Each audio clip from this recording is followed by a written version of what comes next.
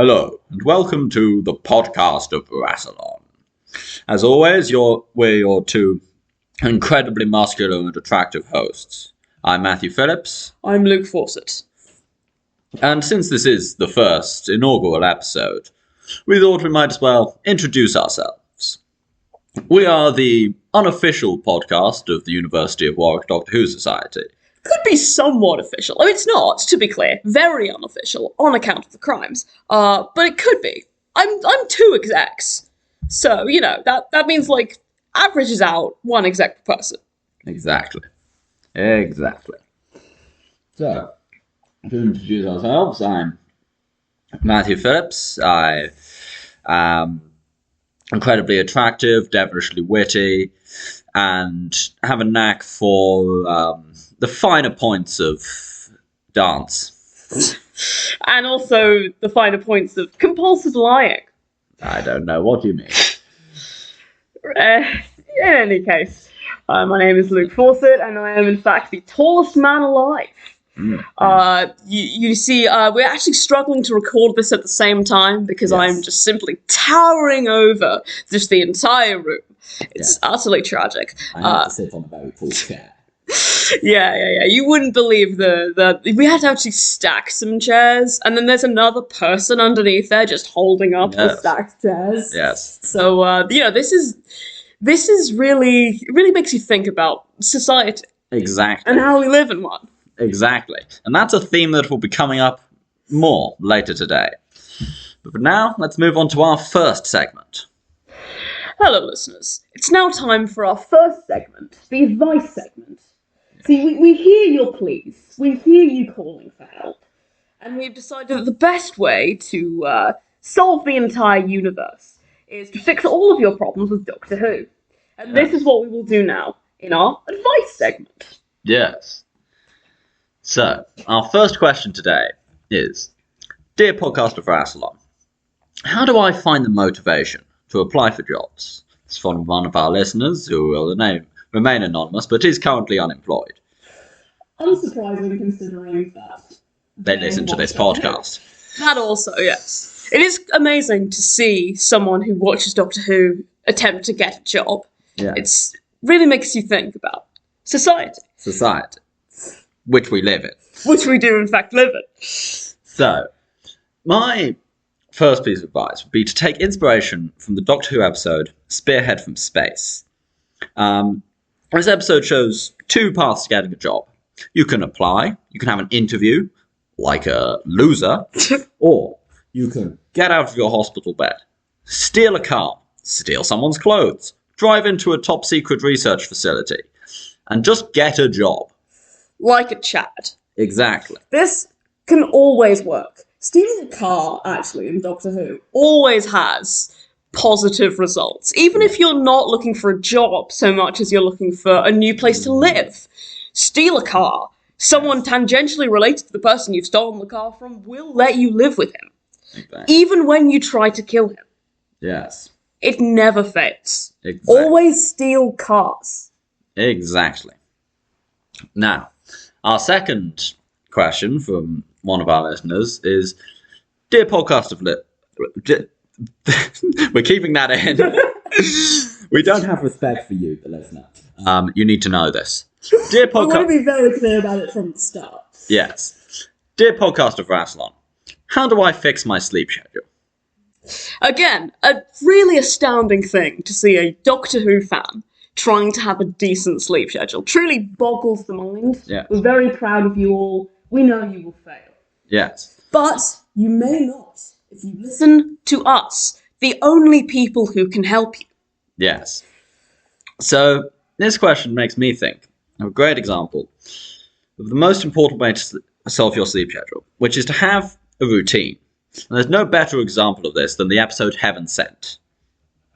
You need to find a daily routine. Get up, jump through a window, dig a grave, punch the wall, cry a bit, repeat. Once you've got a schedule, then you're sorted. That's it. You just need to sort of train yourself in that way. It takes effort. It takes work. It takes quite a few seconds Unsure of how many there are, but, quite a few. Yeah. But you can get there. Yes.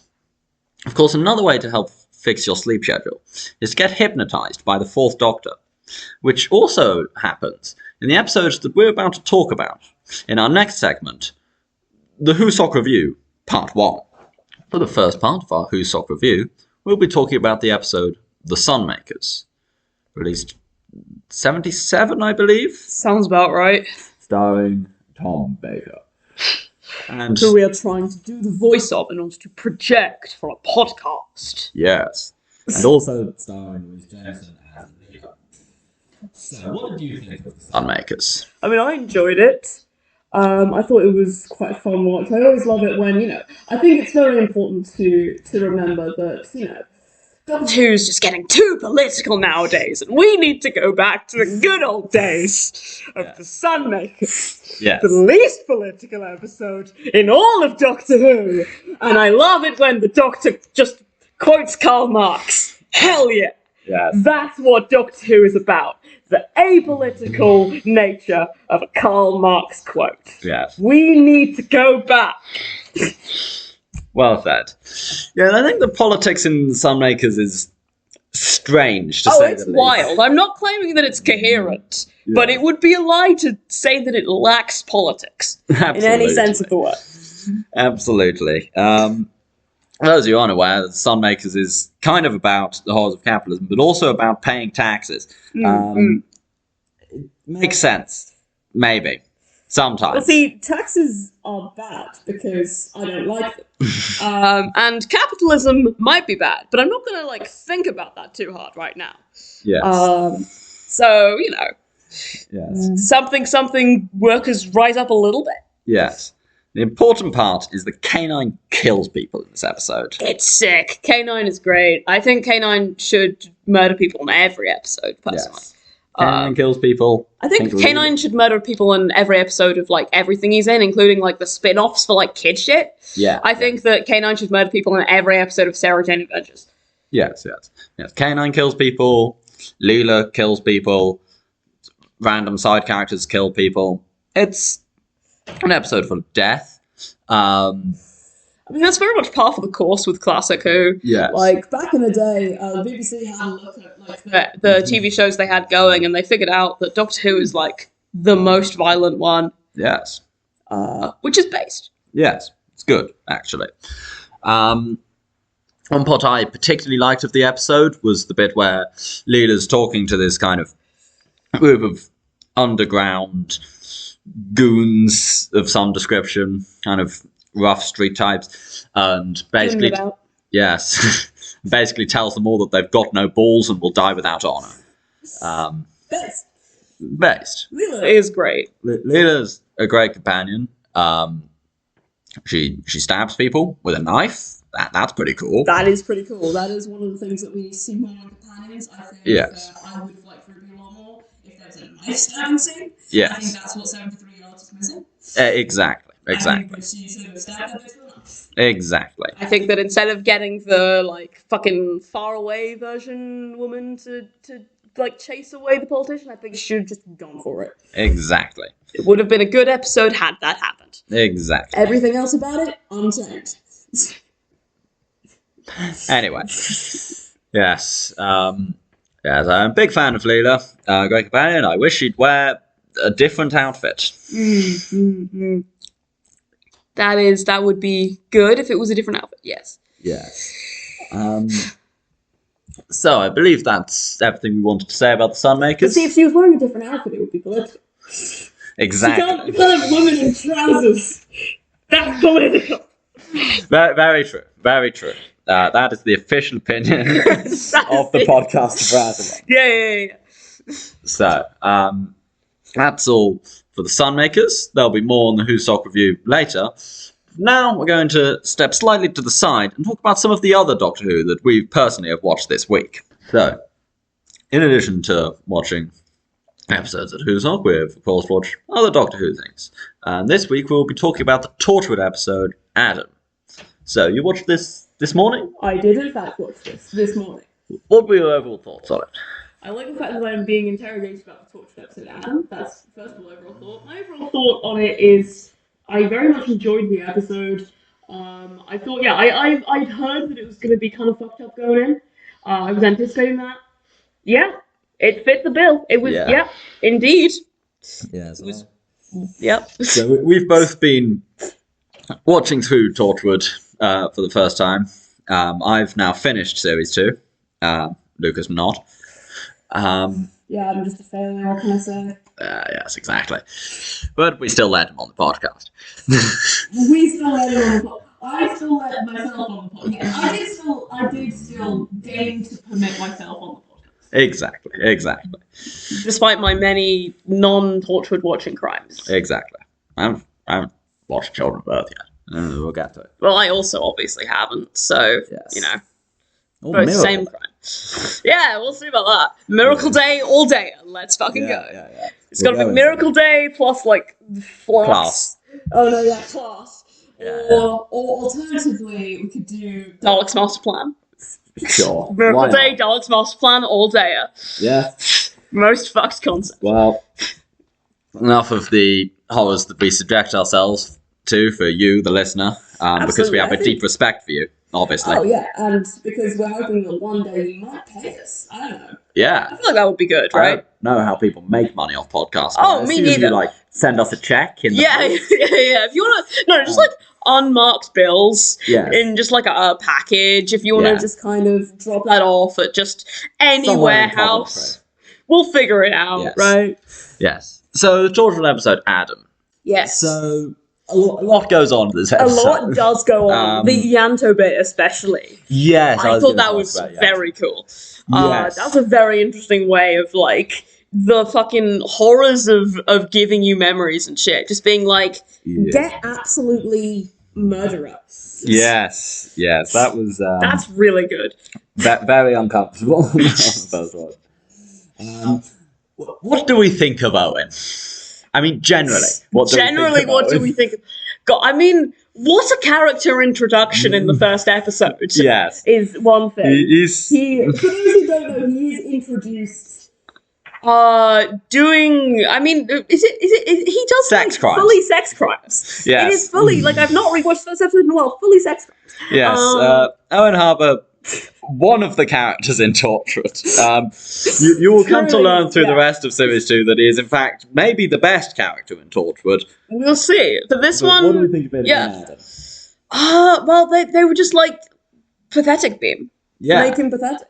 You know, I like pathetic guys. So, but I was more of the sort of like, oh, this is bad that this has happened to Owen. Yeah. Not that I'm, you know, a person who thinks that how Owen is generally is great, but I'm going to come out with this now, moral standing. I don't think people should be memory mind controlled into being different people, even if the person they originally were sucked. This is the official moral stance of the podcast. Yes. All the characters go through it a bit. Jack has some shit going on. Oh yeah. No, just like sudden Jack backstory reveal is wild to me. Because I didn't know any of that shit. Yeah. I didn't know it. Like, we see him as a kid. Yeah. So we see that. Yes. And like having seen absolutely nothing of that before. Yes. Wild. There's also a pattern between this episode and Greek's Fan Gifts of weird kind of manipulative aliens being weird towards Tosh. Yeah, it is Tosh. I do feel like she gives off this energy of like manipulatable. Yeah. You know, I feel like if you're an alien who wants to manipulate somebody, and you see all of the options laid out before you, it's Tosh, right? Yeah. It's like it's Tosh. This is in fact a theme throughout the rest of Series 2. Not quite that, but we'll see. When you get to fragments, you'll understand. Got that to look forward to. I love being told when you get to insert title here, you'll understand. Something that I've heard many times about many Torchwood titles. Yes. On account of having friends who've watched Torchwood and I haven't. Yes. I think I've been told that about pretty much every episode of Torchwood now. Yep. It's important. So many things to be understood. Yes. So, I think that's everything we have to say about Adam. And now on to the segment part 2 of the Husoc review, in which we'll talk about post-Husoc, in which we watched episodes after the official end of Husoc. A lawless land over which we rule. Yes, and I will go completely insane. This will become apparent, because we're talking about the Curse of Fenric. So, as I said, after Husoc, we watched the special edition, the extended edition from the Blu-ray of the Curse of Fenric. This was my first time ever watching the Curse of Fenric, something that I have never watched before until this moment. Yeah. And I'm sitting here with potentially the person who is the most insane about the Curse of Fenric in the entire world. Yeah. So you need to understand that I have heard the phrase, the Curse of Fenric, more times than I have heard most phrases before going into watching this.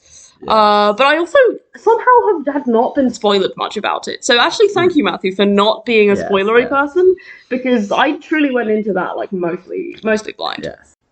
So as hinted, the Curse of Fenric is my favourite Doctor Who episode of all time.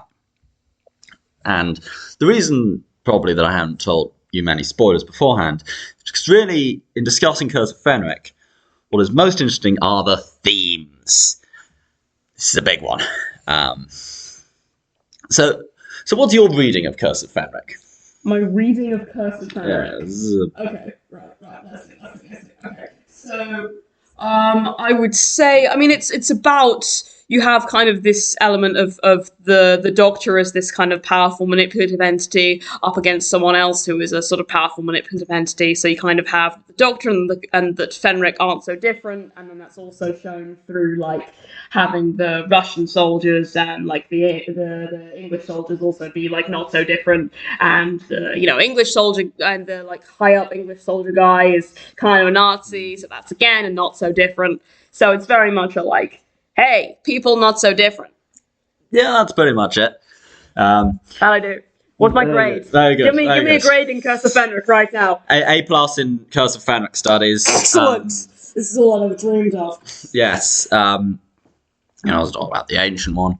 Fucking love the Ancient One. Talk about the Ancient One. The Ancient one of the greatest monster designs of all of Doctor Who. Big fucking guy. He's got all the barnacles and shit. I love that he's from the fucked future timeline that doesn't exist. Fenric I think Curse of Fenric in many ways is, as a lot of that era of classic Who is, kind of a precursor of some of the things we'd see in New Who, of kind of the idea of building up to these big season finales. But because it's not quite so up its own arse, it gets to stand more on its own as a story. It is interesting looking at Curse of Fenric and then looking at New Who, because you can see where New Who just straight up sees bits from Curse of Fenric, yoinks that, takes that, and is like, okay, I'm going to take that and make it a bad episode. Yeah, all good episodes. I think, if you think of something like Battle with Bottom, just any kind of concept of a companion having manipulation of things, a lot of these stories about time travel kind of causing these closed loops. I mean, the shit Fenric does in this episode is nonsense. But he can do it because he's a god and he can break the rules. And I think, if you look at latest to New Who, there's probably too much influence of trying to do the horror kind of, not horror, I don't think it's not horror, but this kind of supernatural stuff, but without the kind of core principles of it, of, Curse of Fenric is about technology, and, Fenric, although he is this all-powerful god, still has to work through human means and be defeated through human means. Now, of course, Curse of Fenric is only really the gateway to the Seventh Doctor's audio adventures in the Big Finish main range, which I won't talk about too now, so as to not spoil them for my fellow co-host, but they delve a lot more into the concept of the Elder Gods and the Seventh Doctor's relationship with them, and also into Ace's repeated traumas and the fact that she's just very fucked up in the head. Well, listen to them, maybe we can talk about them on here. Exactly. I'll give you a list at some point. Excellent. So, yes, I could probably talk about Curse of Fenric for a long time. But Do you have any other big Curse of Fenric things that you feel the need to share with the world? yes. For those who haven't seen this episode, just to say it to you, there's a really important scene where a Soviet soldier repels a horde of vampires using the power of communism. That's really sick. That was the only bit of Curse of Fenric that I'd seen before I saw Curse of Fenric, because that clip went around Tumblr. Of course it did. Yes. Watch Curse of Fenric if you haven't. And if I guess the other thing to talk about is the extended edition from Blu-ray, which I enjoyed, being a big Curse of Fenric fan, but I think probably wasn't the best version to start with, because it adds a lot of extra material. This fucks the pacing quite a bit. The broadcast edition is a lot quicker at getting into the more tense, kind of actiony parts of the episode. It's not like a starter Curse of Fenric. It's like when you've watched the Curse of Fenric, then you can get like additional Curse of Fenric. Exactly. I think, honestly, as someone who did watch this version as first Curse of Fenric and only Curse of Fenric so far, I thought it was alright. I didn't notice any significant issues. Obviously, you would know more on account of having also watched the sort of the broadcast version. Yes. I thought it was okay for me as a starter on Curse of Fenric, but I also just miss having title sequences. that is tragic, especially because it's the best title sequence. Name a better title sequence than the Sylvester McCoy title sequence. I am a big fan of the early Tom Baker one. I mean, it's good, but it's not. Yeah, I think the rocks are iconic. I think The rocks. I actually really like the TV movie one. The TV movie one is good, but like, does it have the Sylvester McCoy wink? This is true. The Sylvester McCoy wink, and also just like the music is a banger. This is fair. The music is a banger. Rocks. I really like the logo from this time as well. I'm less of a fan. It's not like on the bottom of my list, but it's not at the top either. It's a weird middle. What is top of your list? Probably TV movie, which is also the third Doctor one. You know that. Yeah. Just iconic one. That's good. That one and the 13th Doctor era one. Ah, yeah. That No, one's really I get nice. that. 13th Doctor era one is good. Yeah. Used to dislike that one, but it's really grown on me as I is the 13th Doctor era. But Yes. we don't need to get into that just now. Yes. I'm back for a future podcast where we'll discuss all title sequences and logos. Absolutely. It's going to be incredibly important. Yes. But for now, we've got one more segment before we must bid you adieu. And that is, of course, last week in Gate Continuum. So for those of you who are wondering, Gate Continuum is a real Doctor Who spin-off that you don't remember it? I mean, come on, you're going mad. Yeah, it really is. We all saw it. We're all very, very worried about you. You seem to be having some memory issues. Have you considered watching the Torchwood episode Adam? I feel that would perhaps explain some things to you. Yes. But For those who have broken through our daily ruse, you will know that Gate Continuum is, in fact, the name of our ongoing Doctor Who RPG campaign. Now, I run this campaign, and Luke playing it. I play the character Bentley Maverick, a character name we devised by going to a sci-fi name generator and finding the worst possible names. Yes, Bentley is spelt with A-E at the end, like he's been named by someone whose other names on the board were Mackay and Cuffloin, and who, I don't know, you know the stereotype, you know the image I'm making. Yes. You don't need to spell it out further. Yeah. And yes, Maverick is the word maverick with an O. Yes. Best name in the world. Bentley Maverick is a criminal from the future of the 40-something, 30-something, some amount of, some century in the future. A century. I don't have my notes in front of me. Yeah. Yes, and he is joined in Avengers by former, possibly still current unit employees, Duncan Balfour and Isaac Harker, and former prison warden and Ood, Grey Fox.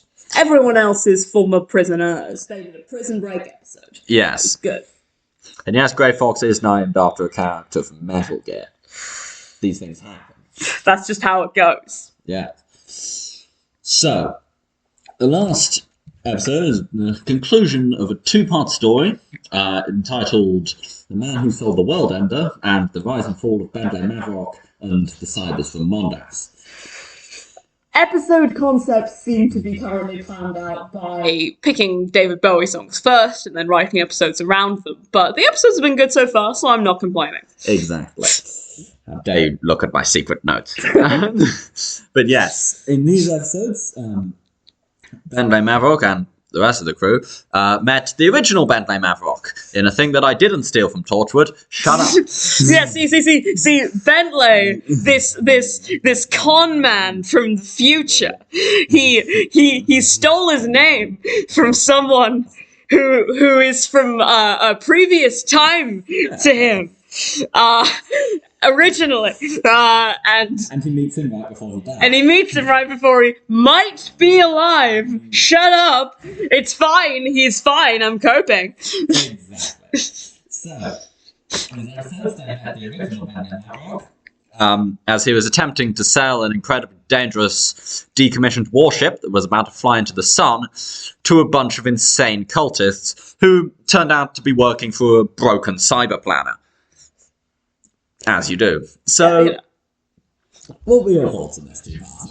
I mean, I very much enjoyed it. It's always great when the episode has your character's name in the title, even if it's referring to an entirely different character, which it is. But in a way, it also was a bit of a rise and a fall for my boy Bentley Mavrock, played by me, because he did have his moment. And by his moment, I mean he did, in fact, threaten to blow up a whole ship full of people by using a grenade. But he was also using a psychic thing to make people think he was going to blow them up when actually he wasn't. But he was still yelling, and I was still notably yelling. So we were probably like this close to getting community service called. But it's fine. It's fine. Yes. So I was going about this because I was very worried about Bentley Mavrock, the one that I played, striking the right balance with him in terms of make him not completely unlikable, but also like not a good person. And I don't know how much. No, he was great. He's great. He's a bit of a he's a bit of a trash guy. Bit of trash man, trash on there, but he is attempting to rebuild from the trash, and I think that's he's trying to do something vaguely good. Well, I think he was trying that at the end. Yeah, at the very end. To be clear, I'm in no way. That's not his overall thing. As a result of getting. As a result of being kind of forced into it, at the end we start to see him once try and do something good. Yes. I meet him. He's selling a ship full of genocide bombs. He wasn't planning on letting them have them, but things went a bit wrong because the party showed up. Yes. As things so often do. Yes. There's a few kind of outstanding things from this episode. Whatever the heck Grey Fox was doing. The player for Grey Fox was ill for the second part, so he solved most of the plot off screen. It's great. We just at one point just find him just sort of sitting, sipping some tea, plot solved. Yes. Where the armchairs came from has not been explained yet. It'll come later. Matthew's becoming Stephen Moffat. Unfortunately, this might be true. But and here I was feeling so relieved that you were instead Chibnall. Yes, well, I think to be fair, what I'm really doing is turning from Series 11 Chris Chibnall into Series 12 Chris Chibnall. Just as we are turning from watching Series 11 to watching Series 12. So what you're really doing is just ripping off Doctor Who that you've watched. Exactly. Which is the best way to run any RPG campaign, I assume. Exactly. Even the non-Doctor Who ones. So tune in next week where we'll be talking about Orphan 55 and also a gay continuing episode that is somehow also Orphan 55, which in a way is just a rip-off of Curse of Fenric, as most episodes are. Oh, absolutely, yeah. No, the Orphan 55 Curse of Fenric clips are so obvious, I feel we don't even need to state them, so we don't. Exactly. Hope you enjoyed.